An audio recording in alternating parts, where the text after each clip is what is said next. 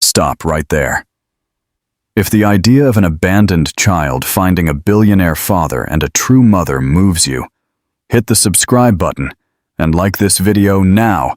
Tell us in the comments which city you're tuning in from, because this is a story about the power of chosen family.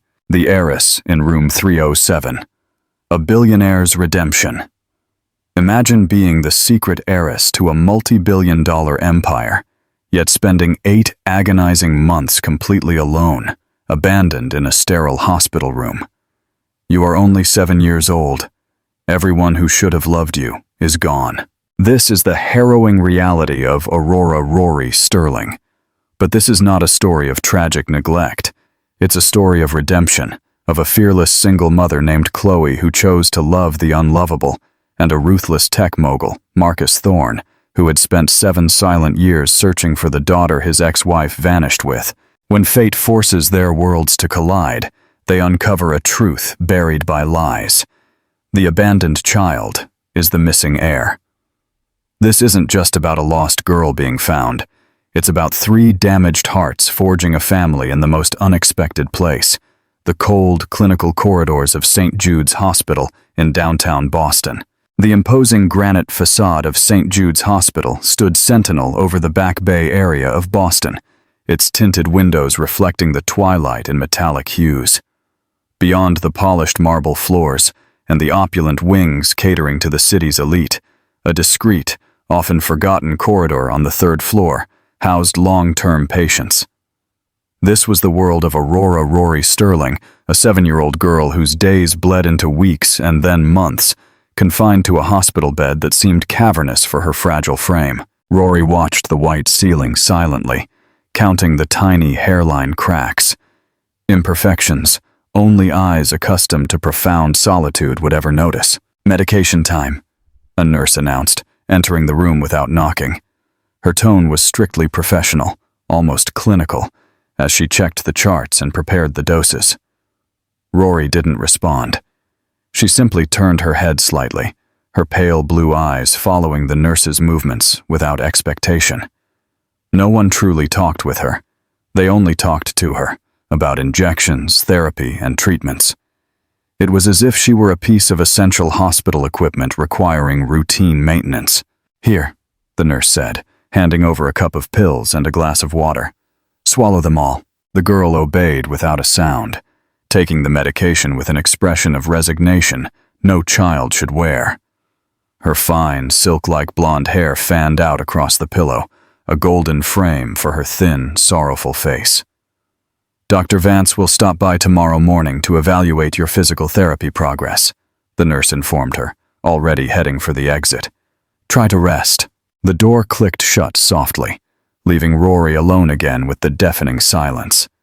Mechanically, she lifted the blanket slightly, looking at her bandaged legs. The severe car accident 8 months prior had left permanent marks, multiple fractures that refused to heal completely, nerve damage the doctors were still fighting to reverse. Yet, the deepest scar wasn't physical.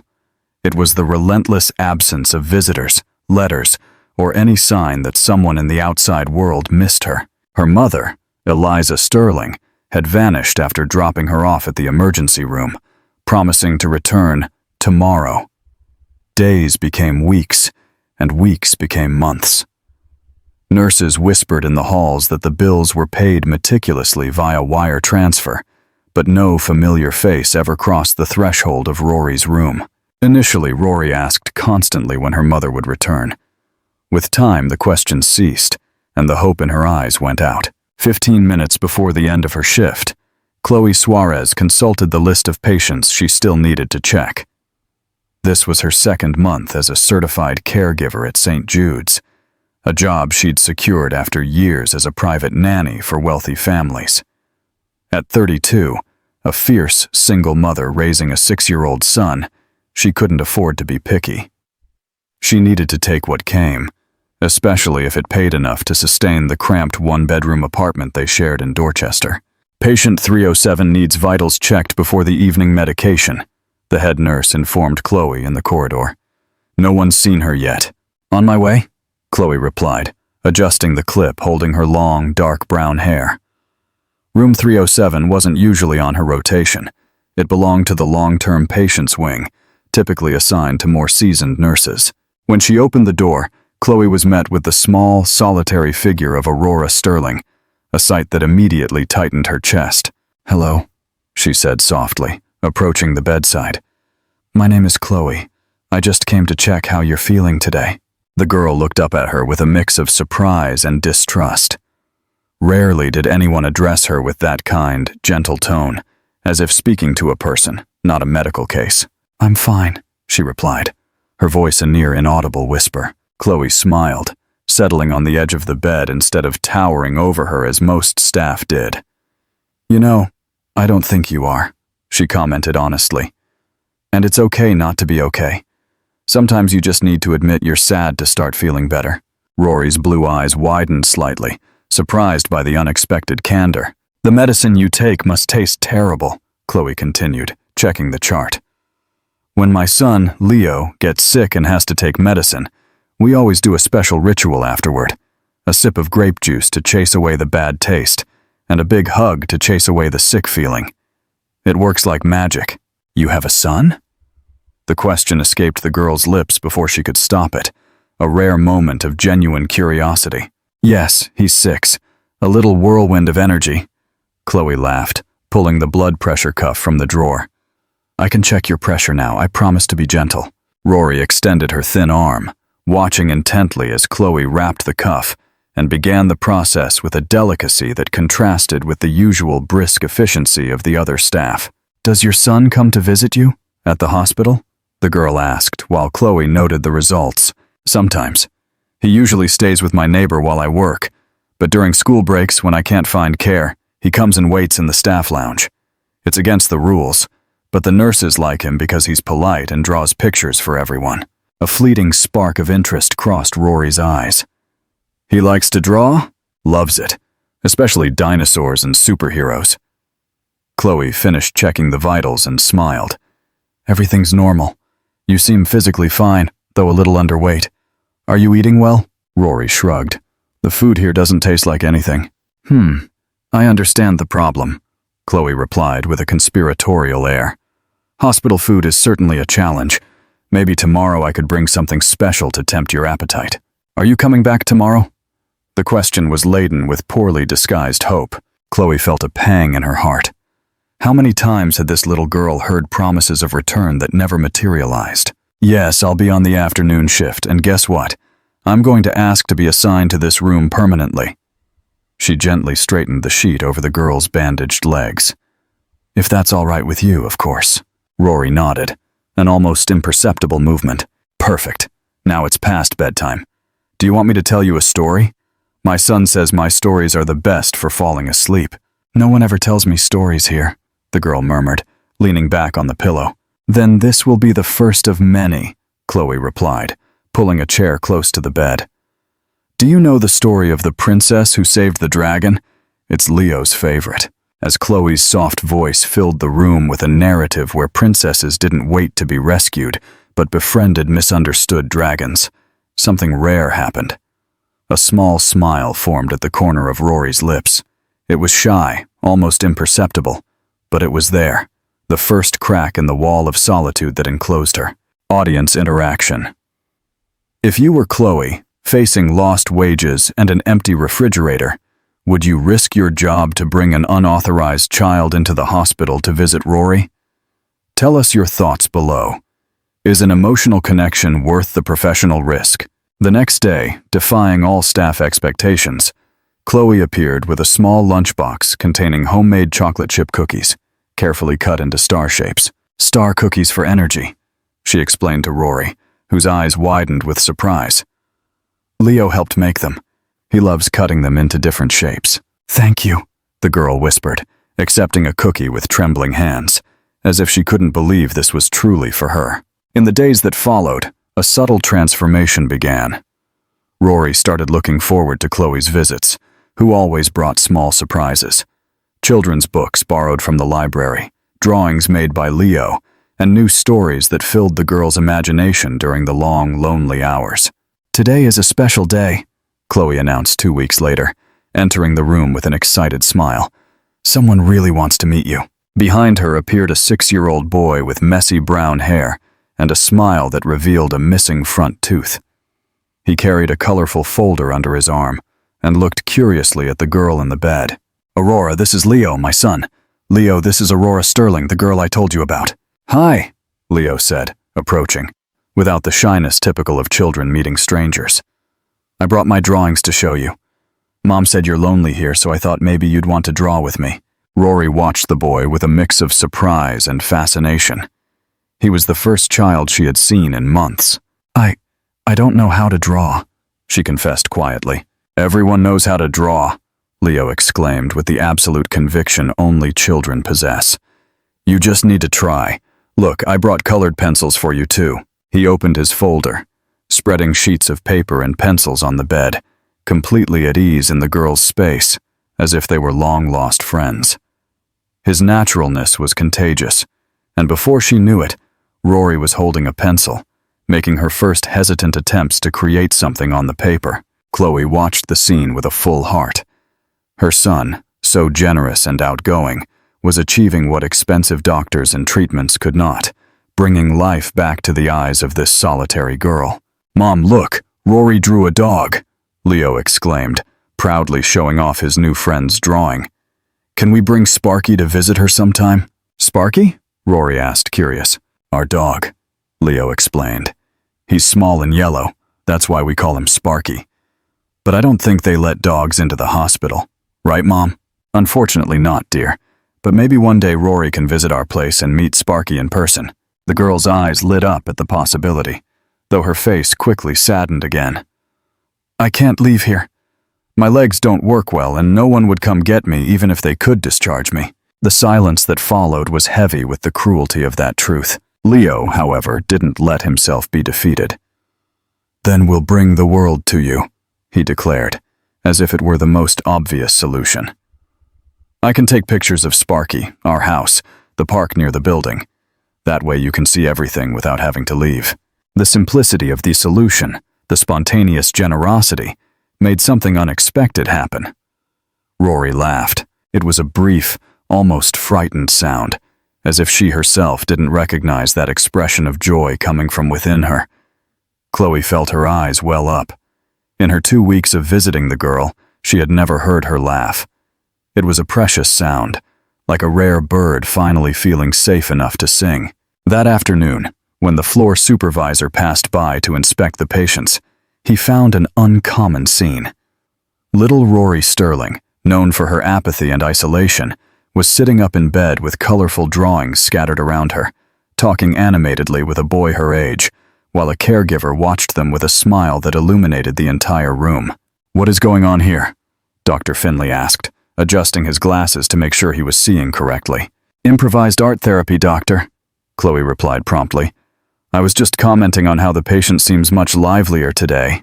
The doctor observed the girl, noting the slight blush in her cheeks, a marked contrast to her usual paleness. "Interesting," he mumbled, making notes in the chart. "Continue with whatever you're doing. It seems to be working better than the antidepressants we prescribed."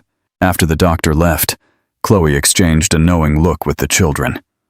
What was happening there wasn't scheduled therapy or prescribed treatment. It was simply humanity, connection, the kind of medicine no pharmacy could produce. Over the weeks, Chloe and Leo's visits became the highlight of Rory's days. The girl, who barely touched her food before, now eagerly anticipated the small homemade snacks Chloe occasionally smuggled in. Her chart began to register improvements. Weight gain, increased engagement in physical therapy sessions, decrease in episodes of night crying. "It's incredible how she responds to you," commented Helena, the physical therapist, after a particularly productive session where Rory had pushed herself harder than usual. "When I started treating her, I could barely get her to participate. Now she asks when she'll be able to walk so she can visit your house." Chloe smiled, watching through the physical therapy room window as Rory proudly showed Leo how she could bend her knee a few inches further than the week before. "Children are stronger than we think," she replied. "Sometimes they just need a reason to fight." What Chloe didn't know was that while a bond of friendship was strengthening within those white walls, a storm was gathering in the outside world. Just a few miles away, in a penthouse overlooking the city, a man stared intensely at an old photo of a baby in the arms of a blonde woman. Marcus Thorne, at 55, was known in business circles for his ruthless calculation and relentless determination. He had built a real estate and tech empire spanning 3 continents. His imposing figure, with impeccably groomed gray hair and tailored suits, was a frequent presence in business magazines and society columns. What few knew, however, was that behind that facade of absolute success hid a wound that had never healed. The missing daughter, taken by his ex-wife during a bitter divorce when she was just a baby. "Any news, Dennis?" he asked the private investigator he had hired years ago. "Nothing concrete yet, Mr. Thorne. We're still tracking Eliza's bank movements, but she's been extremely cautious. We know she's somewhere in Europe, probably France or Switzerland, but we can't locate the girl." Marcus sighed, a rare display of weakness. "Aurora will be 8 next month. 8 years, Dennis. It's been 7 years since Eliza took her, and we're still at the same point." The detective shifted uncomfortably in his chair. "Mr. Thorne, with all due respect, perhaps it's time to consider other possibilities. Mrs. Sterling might have—" "No." Marcus's voice cut through the air like a blade. "My daughter is alive. I would feel it if she weren't, and I will find her no matter how long it takes." What neither of them could imagine was that fate had already woven the threads that would reconnect them, and that little Aurora Sterling, the girl Marcus was relentlessly searching for, was less than an hour away, drawing smiles next to a boy who, against all odds, had become her first true friend. St. Jude's Hospital, with its silent corridors and impeccably white walls, guarded secrets and stories that rarely passed through its automatic doors. Behind the numbered plaques that identified the rooms, entire lives unfolded in microcosms of pain, hope, loss, and, occasionally, small miracles. In room 307, one of those small miracles was happening daily, far from the eyes of the administration and the hospital's rigid protocol. "Look what I brought today," Chloe whispered, closing the door quietly behind her. From her bag, she pulled out a small portable projector. "Leo found this in our neighbor's closet. He said we can borrow it for a few days." Rory's eyes lit up. In the past few weeks, her face had come to life. Her previously pale cheeks now held a faint blush, and her blue eyes, once dulled by sadness, sparkled with renewed childlike curiosity. "What is it for?" she asked, observing the object with fascination. "It's a surprise. As soon as it gets dark, you'll see." The afternoon passed slowly, filled with physical therapy sessions that Rory now faced with determination, no longer the apathetic resistance of before. The day's small victory, managing to stand supported by the parallel bars for almost a minute, was celebrated with enthusiastic applause from Helena, the physical therapist who had also noticed the girl's transformation. "If she keeps this up, she'll be taking her first steps with a walker soon," Helena encouraged, helping her back into the wheelchair. "I've never seen such significant recovery in such a short time," Rory smiled shyly. "It's because now I have a reason to walk. I want to meet Sparky, and Leo said he's going to teach me how to play soccer when my legs get stronger." Helena exchanged a meaningful glance with Chloe, who was waiting to take the girl back to the room. Both knew how therapeutic this friendship with Leo was proving to be, more effective than all the expensive treatments and medications the hospital offered. When night finally fell, Chloe returned to the room with Leo, who carried a small backpack with an air of mystery. "Ready for the surprise?" the boy asked, practically bouncing with excitement. "Mom said we can turn your room into a movie theater tonight." With Chloe's help, the curtains were drawn, creating the necessary darkness. Leo pulled a white sheet from his backpack, which they improvised as a screen on the wall opposite the bed. Chloe connected the projector to her cell phone, and in seconds, colorful images filled the white sheet. "A movie?" Rory exclaimed, astonished. "I've never watched a movie in the hospital before." "It's not just any movie," Leo explained. climbing onto the bed next to his friend with the naturalness of someone who already felt completely at home there. "These are videos I recorded so you can see our world out there." The images filling the makeshift screen were home videos. Leo showing their small apartment, Sparky the dog running down the hallway, the nearby park with its swings and slides, the sunset viewed from the kitchen window. Narrated by the boy's animated voice, the simple videos took on an almost magical quality, windows into a world beyond the hospital walls that Rory was rarely allowed to leave. "And this is the way Mom and I take to come visit you," Leo explained as the video showed the view from the bus window. "See that big tree? They say it's over 100 years old." Chloe watched the two children, noticing how Rory leaned forward, absorbing every detail, every color, every fragment of the outside world. Her eyes reflected the projected images, mirrors of a deep desire for freedom and connection. It was during this improvised movie session that fate chose to act. The room door opened unexpectedly, revealing the stern figure of the night supervisor, Mrs. Vance. "What is going on here?" Her voice cut through the air like a sharp blade. "Visits are only permitted during regular hours, and this is clearly not an authorized procedure."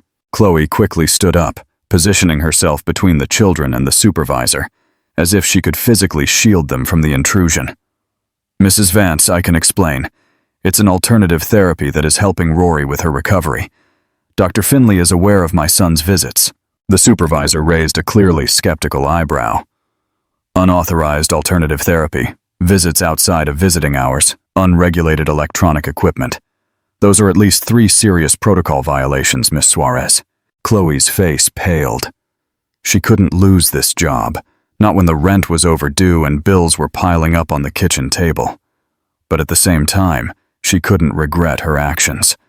She only had to look at Rory, to see how the girl had flourished in the past few weeks, to know she was doing the right thing. "Please." Rory's small, determined voice surprised everyone. "Don't punish Chloe. She and Leo are the only ones who visit me. If they can't come, I'll be alone again." The raw sincerity in the girl's words created a brief moment of silence in the room. Mrs. Vance, known for her inflexible rigidity, seemed momentarily disconcerted. "Rules exist for a reason, Aurora," she finally responded, her tone slightly softer. "But I will only document the incident and leave the final decision to Dr. Finley tomorrow. Now it's time to end this session. The boy should not be here this late, and you need to rest." Reluctantly, Leo said goodbye to his friend, promising to return as soon as possible. Chloe, with a heavy heart over the possibility of punishment, quickly tidied the room before following the supervisor out. "Chloe!" Rory called out as she reached the door. "Thank you for the movie. It was the best day of my life." Those simple words, heavy with genuine gratitude, confirmed to Chloe that, regardless of the consequences, she had made the right choice. The next day, the tension was palpable as Chloe waited to be called into Dr. Finley's office. Leo, sitting beside her in the small staff lounge, held her hand tightly. "It's going to be okay, Mom," the boy assured her with the confidence only children can maintain in the face of adversity. "Rory will tell them how you make her happy, and they won't be able to fire you." Chloe smiled, stroking her son's hair. Even so young, Leo already showed an intuitive understanding of the world's injustices and a fierce determination to fight them, qualities she hoped he would never lose. "Miss Suarez," the secretary's voice interrupted her thoughts. "Dr. Finley is ready to see you now." With a final squeeze of her son's hand, Chloe stood up and walked toward the office, mentally preparing to face the consequences of her actions. To her surprise, upon entering the room, she found not only the medical director, but also Helena, the physical therapist, and 2 other doctors she recognized as part of Rory's treatment team. "Please have a seat," Dr. Finley indicated, his face unreadable. "Mrs. Vance reported a disturbing incident last night. Before making any decisions, I'd like to hear your side of the story." Chloe took a deep breath, deciding that honesty was her only path. "It's true that I brought my son in after visiting hours, and that we used a projector to show videos to Rory. I won't deny any of it. But what I did, what Leo and I did, was try to bring some normalcy and joy to a child who has been forgotten by everyone. Abandoned would be the more accurate term, one of the doctors corrected. The patient's mother hasn't been seen in 8 months since the accident. Exactly, Chloe continued, feeling a sudden surge of courage. Aurora Sterling is not just a medical case, a set of symptoms to be treated. She is a child who needs not only medicine and physical therapy, but human connection, friendship, and someone who genuinely cares. Helena leaned forward. If I may add, Dr. Finley, Rory's physical progress in the past few weeks is remarkable. She is more engaged in physical therapy, more determined to regain mobility. From a clinical perspective, Miss Suarez's unconventional approach seems to be yielding tangible benefits. Dr. Finley remained silent for a few moments, studying the reports in front of him. I understand your arguments, but the hospital has protocols for reasons of safety and legal liability. We cannot simply ignore the rules because they are inconvenient at a certain moment. Chloe felt her heart sink. She was about to lose not only her job, but also her connection with Rory, a girl who had so quickly carved out a special place in her heart. However, the director continued, surprising everyone, we also cannot ignore results. Aurora has shown more progress in the past few weeks than in the previous 6 months. That warrants, at the very least, special consideration. He closed the patient chart and looked directly at Chloe. I am going to propose a compromise. You may continue your alternative interventions, provided they are documented and supervised by Helena. Your son may visit during specific hours, which we will arrange so as not to interfere with regular treatments. In return, I expect detailed reports on how these interactions are affecting the patient's psychological and physical progress. Thank you, Dr. Finley, Chloe replied, barely containing the relief in her voice. I promise you won't regret it. I hope not. Now, there is another matter we need to discuss. He motioned for the other doctors to leave, remaining only with Chloe and Helena. This morning, while organizing some old patient documents, our administrative assistant found something curious. He retrieved a file from a drawer and opened it on the table. Aurora's original birth certificate. Look at the full name. Chloe leaned in to read the document. Aurora Lords Sterling Thorne. Thorne, Dr. Finley repeated, emphasizing the surname. As in Marcus Thorne, one of the biggest businessmen in the country. Helena's eyes widened.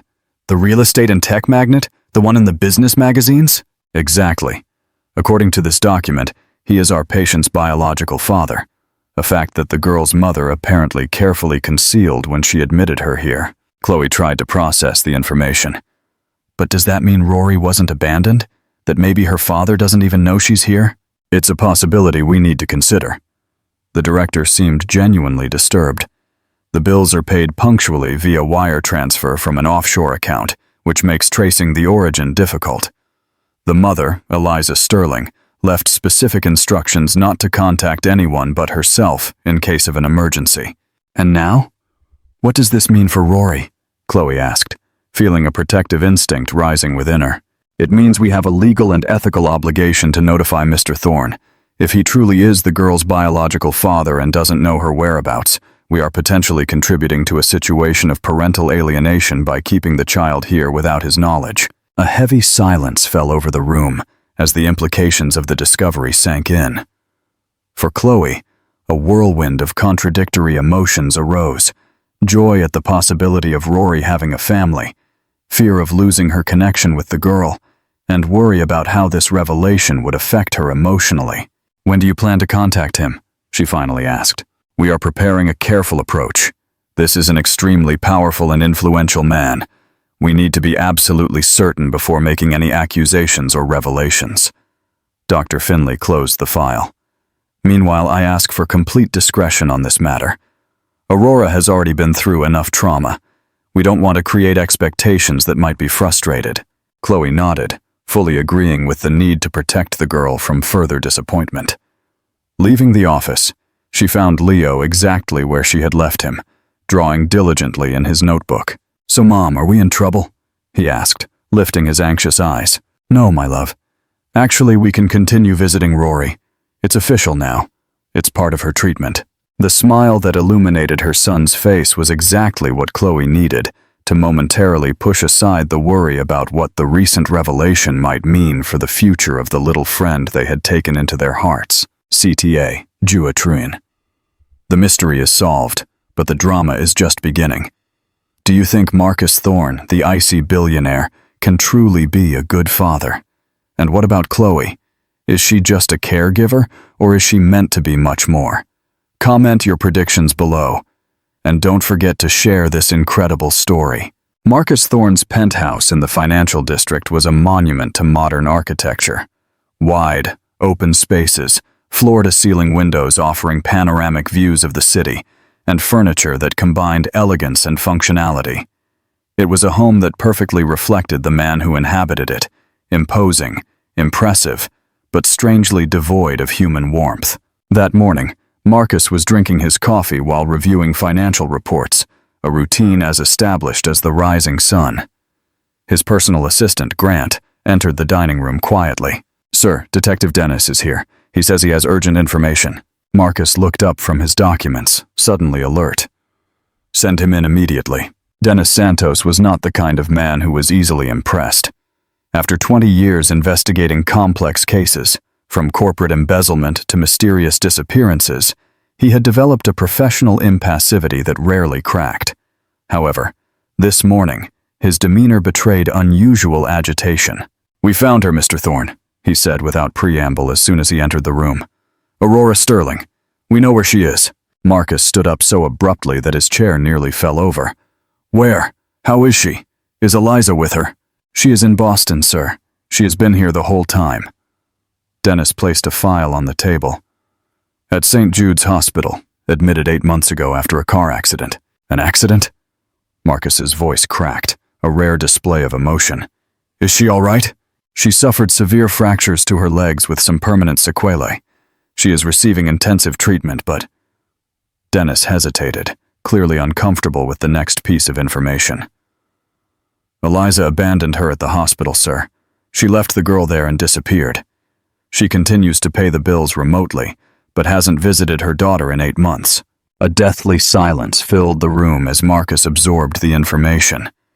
His daughter, the girl he had been desperately searching for 7 years, was less than an hour away, alone in a hospital, dealing with the consequences of an accident without family support. The idea was unbearable. How did you find out?" he finally asked, his voice a mixture of anger and pain. "It was almost accidental.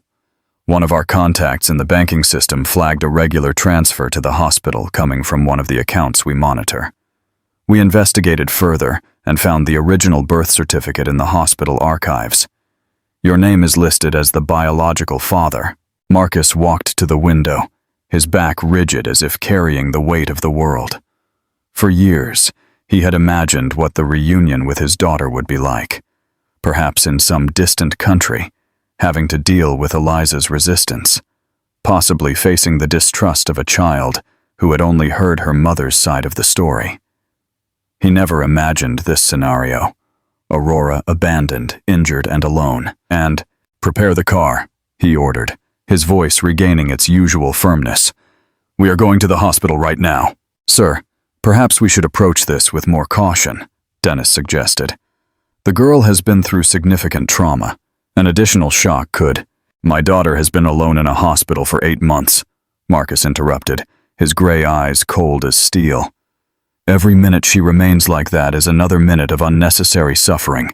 I will not postpone this meeting for another second." Grant, who had been watching the scene silently, intervened with his usual efficiency. "The car will be ready in 5 minutes, sir. Should I notify the hospital of your arrival?" "No. I want to see how they treat my daughter when they think no one important is watching." Marcus walked toward his room to change his clothes. "And Grant, cancel all my commitments for the next few days. From now on, Aurora Sterling is my only priority." As the luxurious sedan sped through the congested streets of Boston, Marcus tried to organize the whirlwind of emotions consuming him. Anger at Eliza for abandoning her own daughter, guilt for not finding Aurora sooner, and fear of how the girl would react to him. A stranger suddenly claiming to be her father. In the file on his lap, In addition to the official documents, there was a recent photograph of Rory, discreetly taken by one of the investigators. The resemblance to Eliza was undeniable, the same blonde hair, the same pale blue eyes, but there were traces of him too, subtle but unmistakable to anyone who knew where to look. The shape of the jaw, the curve of the eyebrows. "My daughter," he murmured to himself, touching the photograph with a gentleness few would associate with the ruthless businessman. "I will never leave you alone again." At St. Jude's Hospital, completely unaware of the approaching storm, Rory was experiencing one of the happiest moments since her admission. For the first time, Dr. Finley had authorized an outing in the hospital gardens, a small green area exclusively for recovering patients, rarely used by the medical team due to the logistical difficulties of transporting patients there. Chloe pushed her wheelchair while Leo ran ahead, pointing out every flower, every insect, every small natural wonder he found, as if he were the official guide of that expedition to the outside world. "Look, Rory, a blue butterfly!" he exclaimed, running back to show the insect delicately perched on a nearby flower. The girl's face shone with a pure joy that completely transformed her features. The autumn sun gently warmed her skin, so accustomed only to the artificial light of the hospital rooms, and the gentle breeze played with her blonde hair. "It's the first time I've ever seen a real butterfly," she confessed quietly. "I'd only seen them in books and on TV before." Chloe felt her heart ache at that realization. A 7-year-old girl who had never seen a real butterfly until that moment. How many other simple, wonderful experiences had Rory not had the chance to live? "Let's make a list," Chloe decided impulsively, "of all the things you want to experience, and little by little, we'll tick off every one." Rory's eyes lit up at the promise. "Can we start now? I have so many things to put on the list." "Of course. Leo, bring your notebook and pencils here, please." Sitting under the shade of a leafy tree, the three began to compile Rory's list of first times. Among the simple desires of a child, to try pistachio ice cream, have a picnic, see a real movie in a theater, there were also bigger dreams that revealed the depth of her isolation.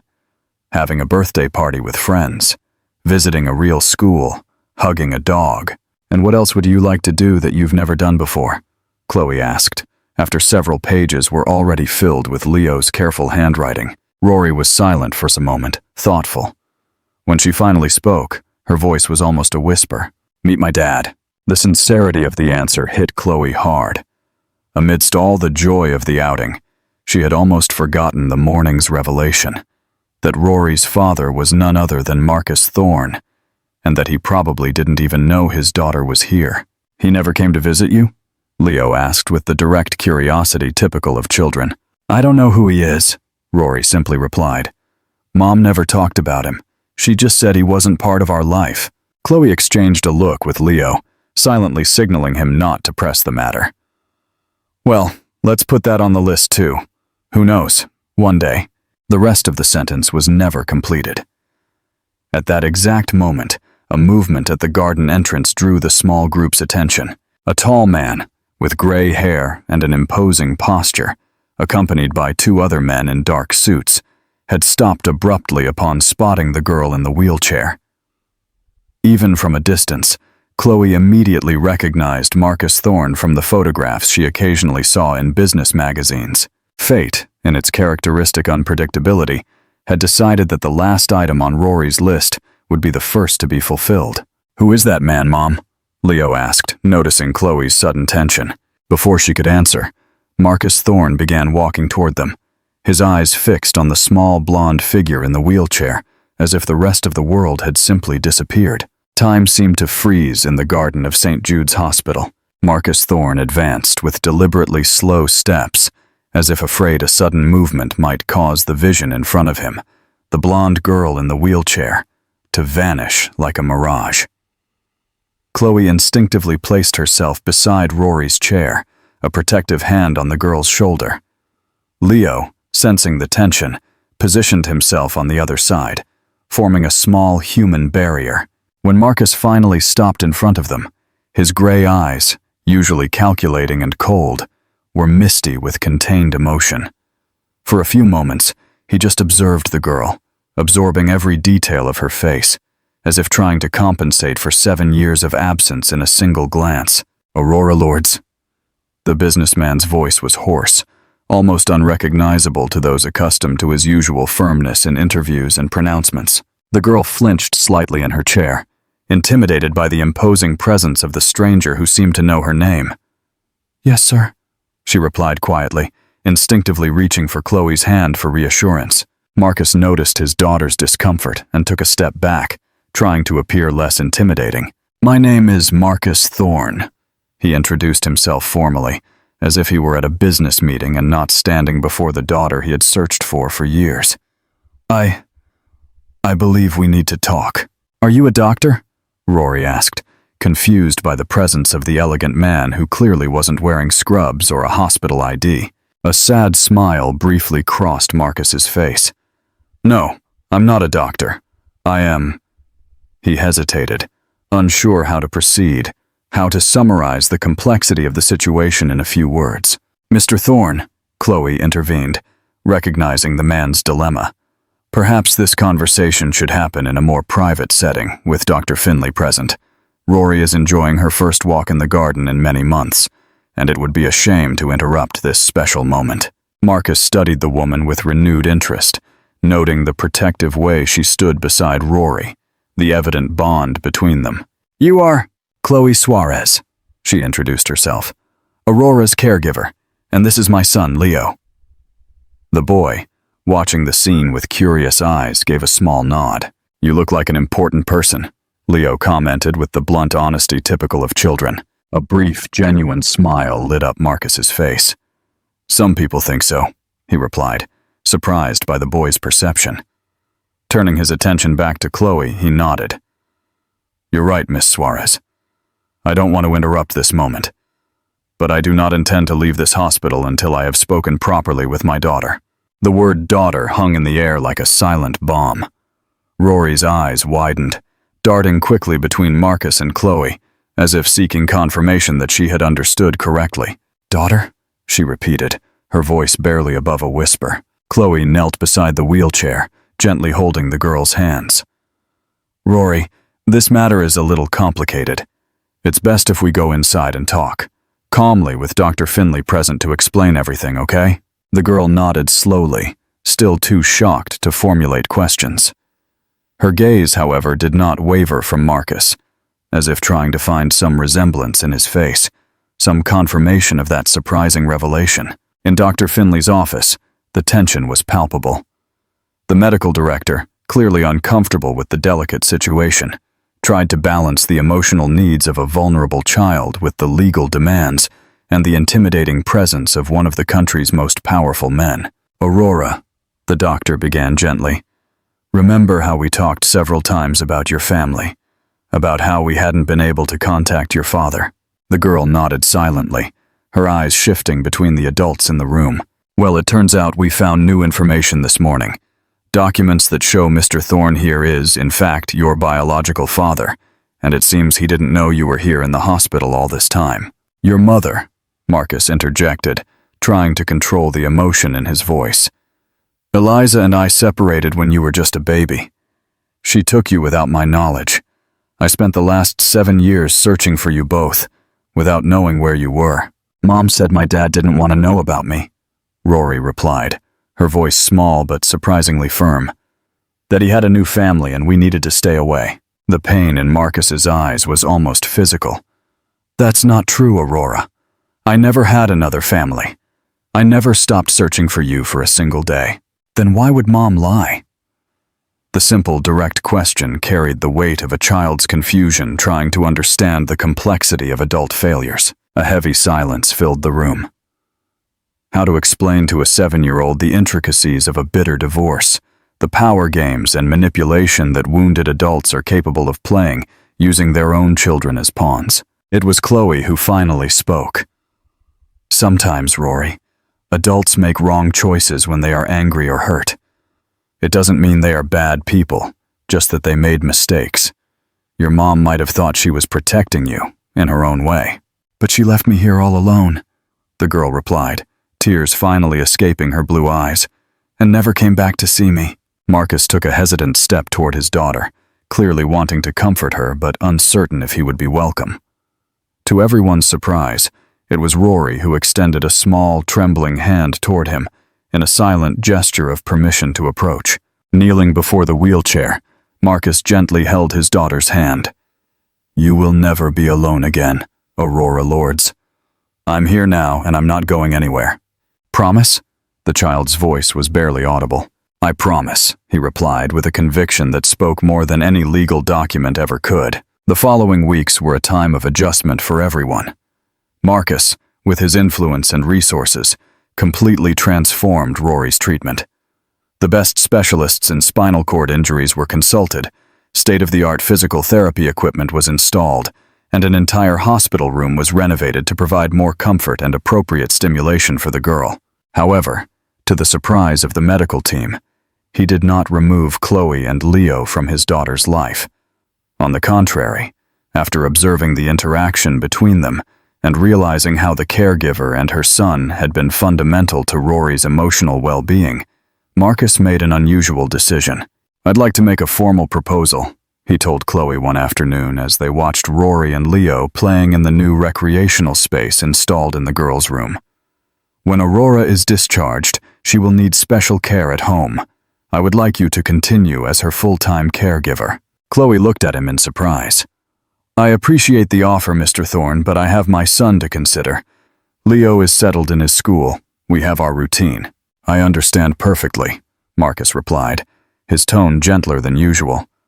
"That's why the proposal includes a comfortable house for you and Leo, close to my residence, and a full scholarship for your son at the best school in the region.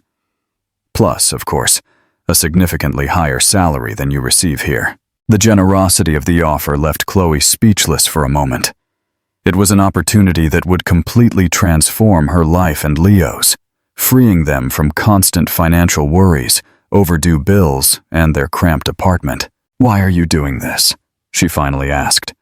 "You could hire any specialized nurse with much more experience than me." Marcus watched the children playing, a smile softening his usually severe features. "Because in 8 months of solitude in this hospital, you were the only one who truly saw my daughter as a person, not just a patient. You and Leo brought light into her life when I couldn't be there." He turned to face her directly. "I'm a businessman, Miss Suarez. I know how to recognize value when I see it, and what you two did for Aurora is simply invaluable." 2 weeks later, the news everyone was waiting for finally arrived. Rory was ready to be discharged from the hospital.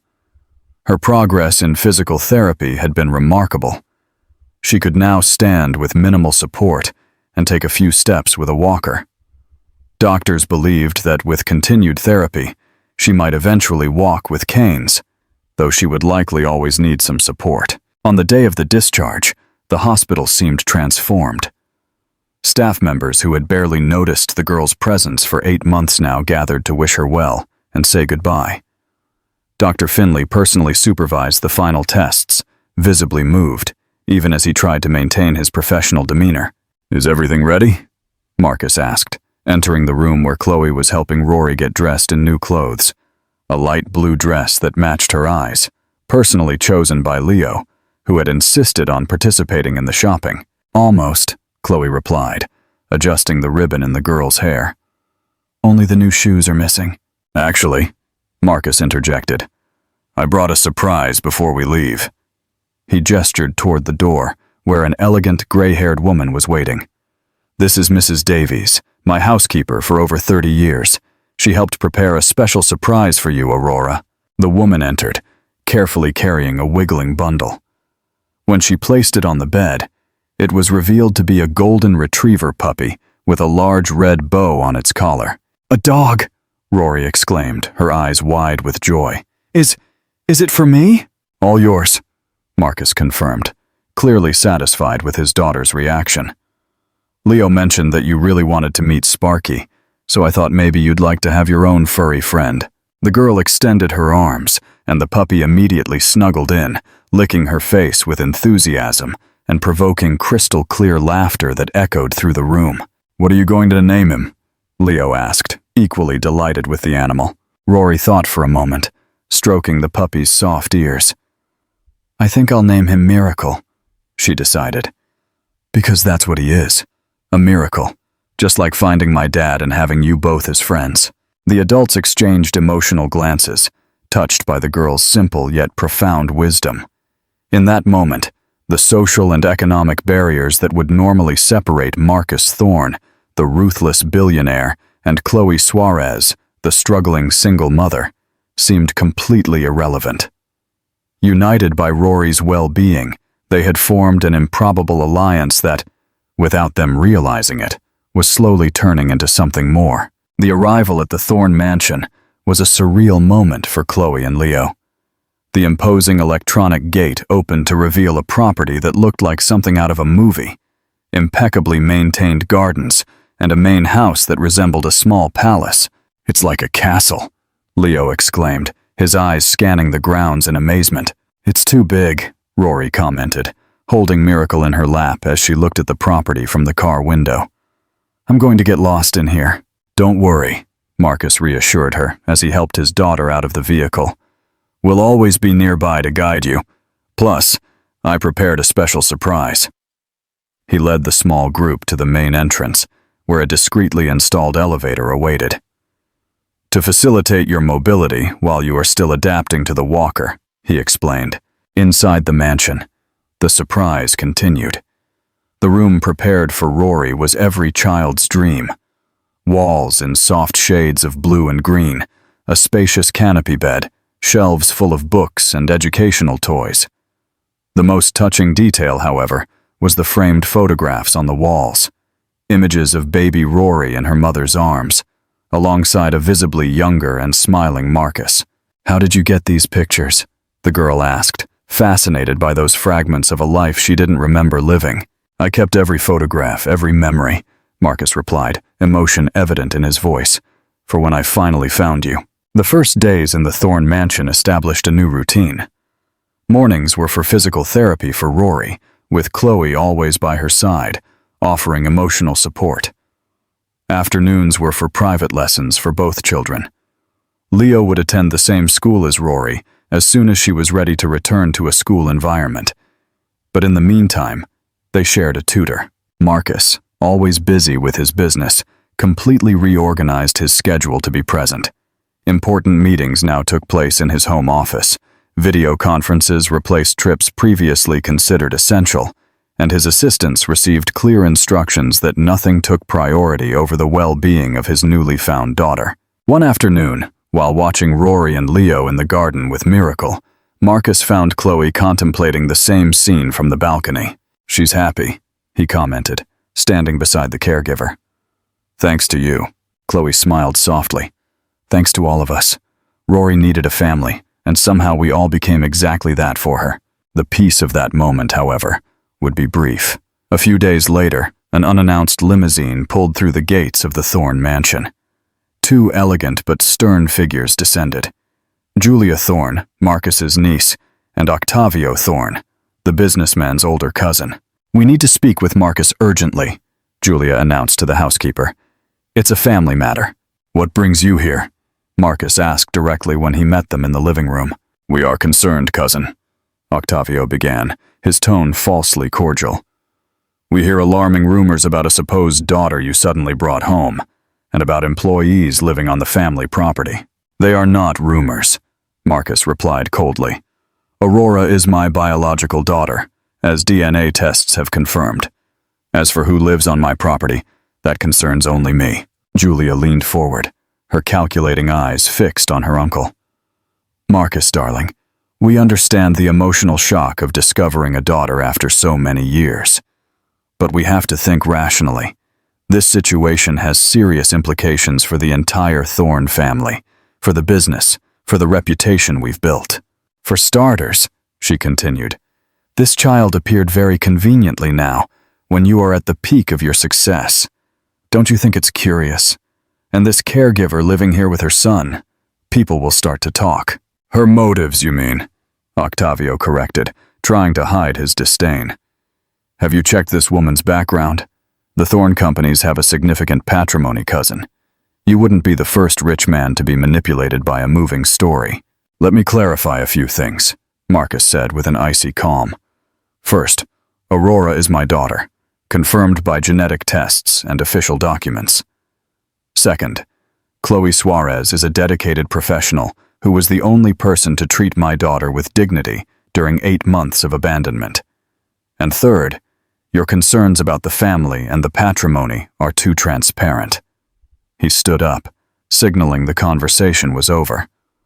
The Thorn companies belong to me.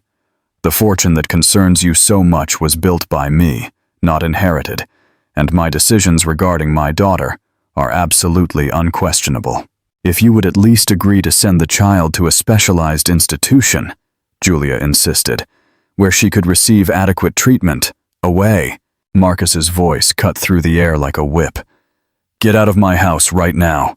Any attempt to interfere in my daughter's life or to harm Chloe and Leo will be met with all the legal and financial force I possess. After his relative's stormy exit, Marcus found Chloe standing in the hallway, clearly having overheard part of the conversation. If my presence here is causing problems, I can find another arrangement, she offered. Don't even think about it, Marcus replied, gently holding her arms.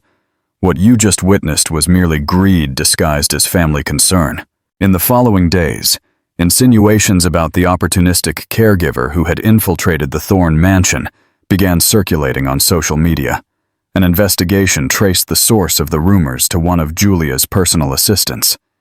This ends now, Marcus declared, officially dismissing Julia and Octavio from any position in the group's companies. While the corporate battles took place far from the children's eyes, Rory progressed remarkably. 3 months after leaving the hospital, she managed to take her first steps without the walker, supported only by light canes. Dad! Chloe!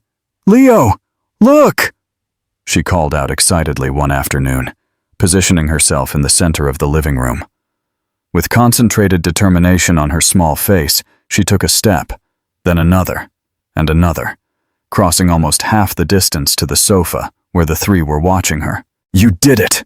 Leo exclaimed, running to hug her when she finally leaned against the sofa, exhausted but beaming with pride. Marcus and Chloe exchanged emotional glances, the shared joy creating another bond between them, a connection that had been quietly strengthening over the months of daily life together. That night, after the children were asleep, Marcus found Chloe on the balcony, contemplating the garden. Exciting day, he commented, offering her a glass of wine. Exciting and rewarding, Chloe agreed. Seeing her progress, her determination, is inspiring. So are you. The words escaped before Marcus could contain them. We need to talk about what's happening between us, Chloe said hesitantly. Is something happening between us? The question wasn't evasive, but genuinely cautious. You know it is, she replied softly. We started as employer and employee. Then we became allies for Rory's well-being. And now we're in this undefined place where we spend hours talking about everything and nothing. Where I miss you when you're not around, Marcus completed, allowing himself to be honest. They decided to explore their relationship with patience and honesty, always prioritizing the children's well-being. But fate had other plans. During a romantic dinner, they were informed of an attempted break-in at the mansion. They rushed home to find the children frightened but unharmed, thanks to Miracle, who alerted them to intruders trying to enter through Rory's window. The detained man confessed they were hired to scare the girl, the security chief reported. The police found connections to Octavio Thorn's companies. To protect the children from the scandal, Marcus moved the whole family to his isolated country estate.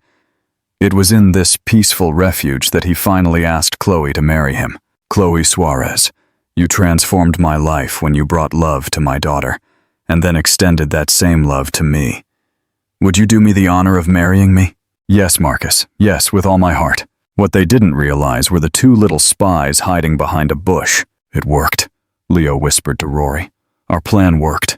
Of course it did, the girl replied confidently. They just needed to realize we were already a real family. The wedding was held in the garden of St. Jude's Hospital, symbolizing the journey that had brought them together. At the end of the ceremony, Rory surprised everyone. Now Leo is officially my brother. She looked hopefully at the woman who had cared for her for so long. "And Chloe? Can I call you Mom now?" Chloe knelt, getting down to the girl's level, tears of joy shining in her eyes. "It would be the greatest honor of my life, my love." The embrace that followed, the four of them united in a circle of affection, sealed the promise of a family built not by blood ties, but by the conscious choice to love, protect, and belong. Something much stronger and more lasting than any genetic inheritance could guarantee. This is the true definition of chosen family. Aurora Sterling was born into immense wealth, but found her true inheritance not in her father's empire, but in the unwavering love of a woman who was paid to care for her, and the honest friendship of a boy who simply wanted someone to draw with. Redemption is not found in riches. It is found in the simple, deliberate choice to love and be present for those who need you most. May you all find your own miracle. If this story touched your soul, give us one final like. Subscribe for more tales of love and incredible family bonds, and share this with anyone who believes in second chances. Thank you for watching.